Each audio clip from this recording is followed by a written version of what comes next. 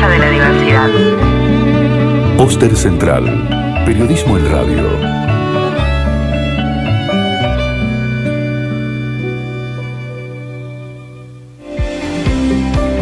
Conocer para cuestionar.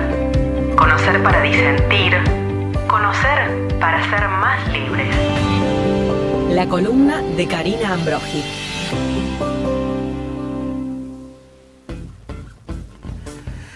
Y a las 11 de la mañana, 3 minutos, inaugurando Artística, ya con la columnista en los estudios de la radio, sumamos a Karina Ambrogi. ¿Cómo le va, señora? Buen día. Muy bien, me siento una campeona con esta columna. Es una gran responsabilidad ahora, ¿qué digo? Claro, tenés que estar a la altura de esa apertura.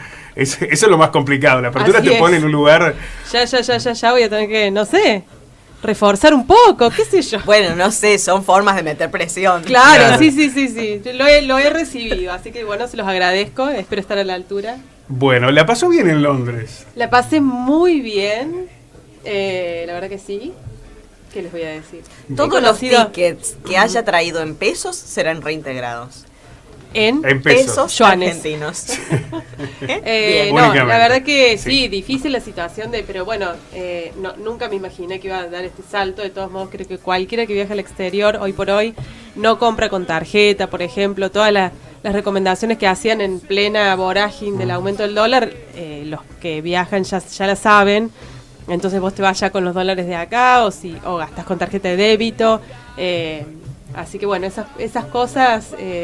la verdad que fueron bastante preocupantes, pero me parece que todos ya las tenemos en cuenta porque esta situación la traemos de hace algunos meses. Igual los títulos, al menos hoy en Clarín, en La Nación, son muy optimistas. Sí. Lo peor ya pasó, viene la tranquilidad, es la última crisis. Estamos así, de molestos nada más. La campaña de que bajó el dólar está full. Absolutamente. Está full. Yo les cuento que ayer fui a Gentile, no sé si puedo decirle el nombre. No. Ya lo dijiste, Karina. Sí. No quiero decir un lugar de maderas que fui al que no voy a nombrar. Claro, no se puede decir Gentile. Claro, bueno, digo porque es un comercio de referencia que calculo que las medidas que toman las van a tomar todos. Y bueno, habían subido los precios, ayer cuando bajó no los bajaron, pero además el ahora 12, que es una condición que me llama la atención que seguía estando, pero en vez de hacerte el 10%, te hacían el 5%. O sea, me parece que hay cuestiones irreversibles que ya nadie cree, principalmente las empresas, que son las que van a tomar las decisiones sobre el consumo. Se está frenando por todos lados y, bueno, por más que el gobierno sea optimista, hay que ver qué pasa en la realidad, ¿no? Así es. Bueno, vamos a meternos en el tema de la iglesia.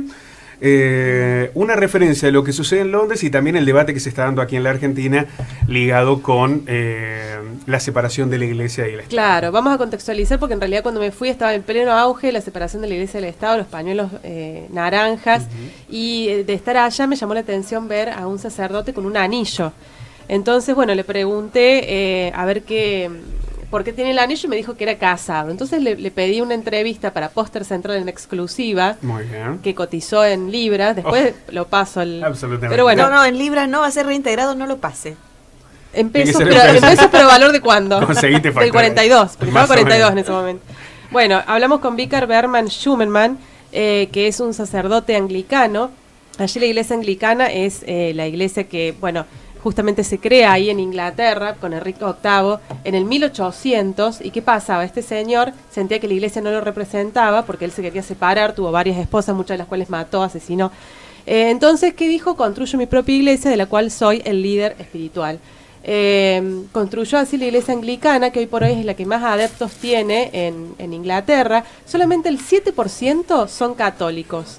Nos decían que esto pasa en realidad en muchos países del mundo, ni hablar de Estados Unidos. La iglesia católica tradicional como está, se da en muy pocos países del mundo, entre ellos Latinoamérica tiene una presencia muy fuerte. Y dice que allá justamente los católicos apostólicos romanos son los que vienen de Latinoamérica, de otros países migrados, pero que no son los ingleses. Entonces, bueno, le preguntaba acerca de esta cuestión de poder casarse y me decía que hace ya 30 años que allá se pueden casar. En su experiencia, él fue sacerdote con el hecho del sacramento del matrimonio y sin, con el celibato. Y dice que particularmente lo que él considera es que esto le brinda una experiencia distinta para después poder ejercer su trabajo. Para él lo enriqueció si bien es verdad que le quita tiempo, este es el argumento que pone el catolicismo para que los curas, los sacerdotes no se casen, le quita tiempo porque le tiene que dedicar tiempo a su familia. Él considera que la experiencia que le brinda hace un cambio muy positivo para el trabajo, y así lo vieron las iglesias que lo han recibido a lo largo de su carrera. Era una persona de aproximadamente 60 años, o sea que ya tiene una trayectoria larga, y su familia participa activamente de la iglesia.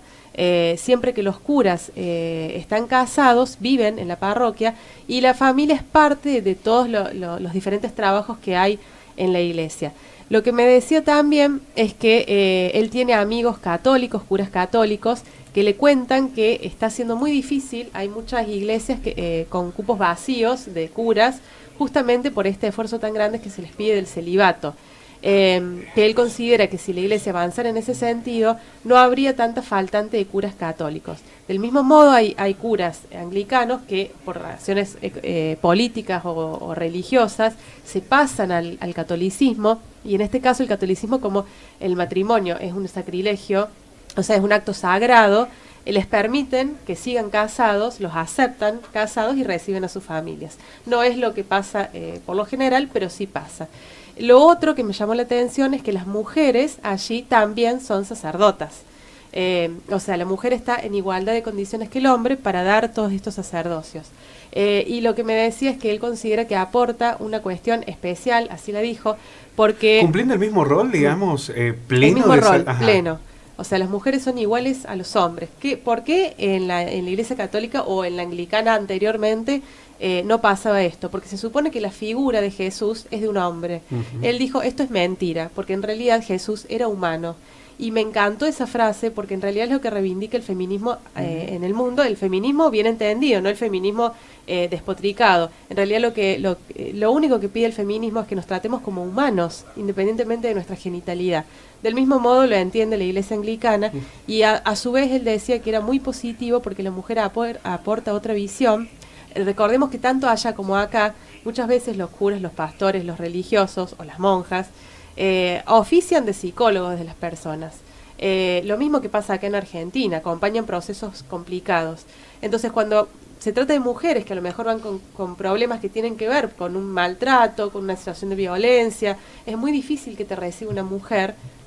Va para todos los ámbitos del servicio, ¿no? Como por ejemplo en la policía, como en la justicia, en el servicio de salud, también en el servicio religioso. Es diferente que te reciba una mujer a que te reciba un hombre. La apertura es distinta, la contención es distinta, el vínculo es distinto, el conocimiento del caso es distinto. Entonces, bueno, él también reivindicaba esto como una cuestión positiva. ¿Y qué tiene que ver con lo que pasa en la Argentina? Bueno, me parece que tiene que ver en un punto sí y en otro punto no. Porque hay cuestiones que si bien están legisladas, van a demorar mucho tiempo en que cambien. Aquí lo que se está pidiendo es la separación de la Iglesia del Estado. Básicamente apuntando a cuestiones económicas. ¿Qué quiere decir esto? Que el Estado se empieza a subvencionar solo. Que la Iglesia se empieza a subvencionar sola. Nosotros, nuestra Constitución dice que tenemos un Estado laico, pero que el Estado debe garantizar el funcionamiento de la Iglesia Católica. Eso dice la Constitución. Por eso es que el Estado asume varias cuestiones. En un primer momento solamente el Estado lo que hacía era darles ediliciamente los lugares para que funcionen. A partir de la dictadura se sancionaron varias leyes que implicaron que además le tengan que pagar los sueldos a los curas, le tengan que pagar los sueldos a las personas de servicio, a los auxiliares, les tengan que pagar las jubilaciones vitalicias, le tengan que pagar viajes para capacitaciones. Es decir, el Estado asume hoy un montón de costos de la Iglesia. Y a su vez, que esto es, en realidad fue el Frente de Izquierda el que presentó un proyecto cuando todo esto comenzó. Ahora ya hay 9 proyectos diputados que tratan este tema desde diferentes ángulos.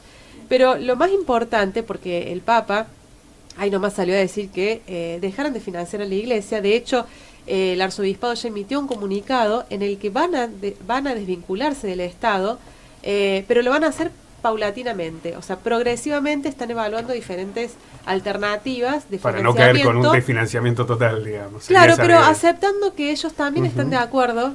Ahora, ¿es ese el poder de la Iglesia? ¿Se remite a eso? Cuando nosotros vemos que cuando asume un presidente o en las fiestas patrias más importantes de la Argentina se celebran los Te Deum, ¿Es en el aspecto económico en donde está el peso de la religión? Con el poder del lobby. O en el, exactamente, o sea, hay un poder que va mucho más allá y que es mucho más fuerte, como vimos en todas las leyes que se sancionan, que tiene que ver con ese poder de la Iglesia de cooptar la sanción de derechos, la ampliación de derechos, que es justamente lo que le argumenta la izquierda. Dice que la Iglesia en este momento está haciendo, dice, garantiza la libertad de culto, pero justamente coopta la voluntad popular de los avances en la concreción de derechos. Se opusieron a la ley del matrimonio, después de la separación, después del matrimonio igualitario, de ahora del aborto. Y esto del aborto creo que en algún momento hasta la Iglesia se opuso al voto femenino, para tener una larga historia. O sea, siempre ¿no? se opuso al avance de los derechos. Y la Iglesia Católica Argentina guarda estas tradiciones tan fuertes que me parece que en este momento le están volviendo en contra. Por eso traemos el ejemplo de la Iglesia Anglicana, porque no solamente para los fieles, sino también para las personas que van a desempeñarse en esa institución, representan un cambio de paradigma muy grande. Ahora, estos cambios de paradigma, por decir, por ponerles un ejemplo, en Inglaterra, si bien están estos cambios y estos avances, y si bien allá también hay muchos avances en materia de legislación en cuanto a igualdad y el hombre y la mujer, por ejemplo, si la mujer tiene un bebé, tiene 6 meses de licencia pagas, cuando termine estos 6 meses al 100% del sueldo, el hombre puede pedir esos 6 meses. Si los pide el hombre, le pagan el sueldo al 100%. O sea, tienen un año cubierto por el padre o por la madre del cuidado del hijo. Ahora, esto hace que los hombres, muchos hombres, aún así, es una sociedad bastante rescatada en ese sentido. Avanzó la legalidad, pero todavía no está legitimado. Lo mismo en la Argentina. Por más que avancen estos proyectos de separación del Estado de la Iglesia en un punto económico, hay que ver en realidad cuánto tiempo puede demorar en que avance la legitimidad de estos procesos, más allá de la legalidad. Es un debate que está abierto, pero que no está inconcluso, porque ya tiene antecedentes, digamos, que incluso van mucho más allá de la cuestión de los proyectos que se han presentado en el Congreso Nacional, porque en cada una de estas instancias que se fueron generando, digo, no solamente por la Iglesia Católica, hoy tiene mucha fuerza en la Argentina los evangélicos, las iglesias evangélicas, y se han formulado estos conceptos como una necesidad de discutir. A ver, la Iglesia Católica se opuso a la despenalización del aborto. Y uno de los ejes era, porque avalaban la educación sexual. Ahora que se quiere debatir la educación sexual, se oponen.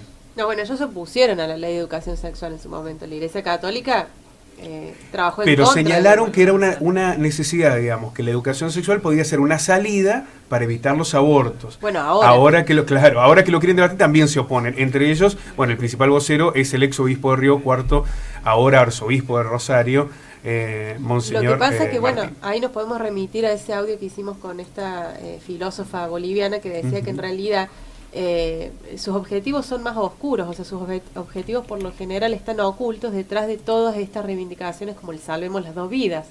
Cuando vos rascas un poquito, en realidad la intención no es salvar las vidas, la intención es que el aborto no sea legal. Cuando se pregonan por la educación sexual, en realidad tampoco lo quieren, o sea, me parece que ya queda en evidencia que ese discurso no corresponde con la realidad y mucha gente ya está cansada de que eso sea así y la verdad ya queda al descubierto en un contexto muy retrógrado, o sea, no están a la altura de los avances del mundo. Muchísimas gracias, señora. Muy buen informe. Muchísimas gracias. 11 de la mañana, 16 minutos. Ya está Guillermo Jeremía en los estudios de la radio. Va a hablar sobre qué tienen en la cabeza la clase media y los...